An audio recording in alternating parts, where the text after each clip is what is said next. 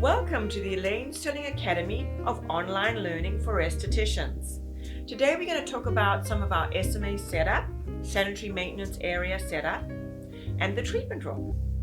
The first thing I do when I walk into my treatment room is I wash my hands. Now I wash my hands with soapy, foaming water from here to my elbow. Why? Because a lot of my movements, my forearms may be touching the client.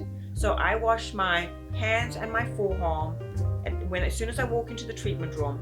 Then I go ahead and clean my mag lamp, top to bottom, the underside of the mag lamp, the top side of the mag lamp.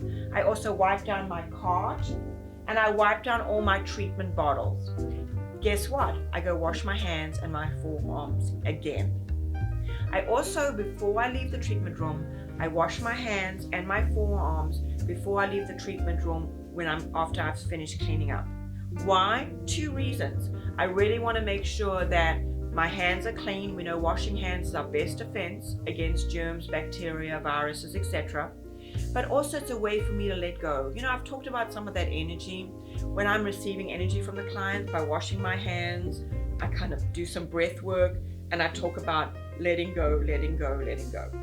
I do have some hand sanitizer on my treatment table to be able to sanitize my hands during the service, or if I happen to touch anything that I feel my hands need to be sanitized again. I also have a towel underneath her head, and it's just under by her ear all the way down, because that way I can wipe my hands anytime I feel like my hands are too wet or they're dripping or I need to remove some products. I have a towel here that really is helpful to me.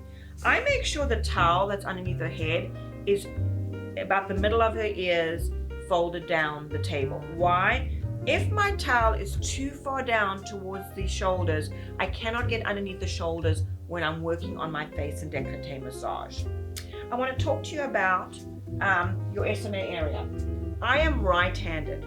So what I do is I line up my products from left to right in order of use.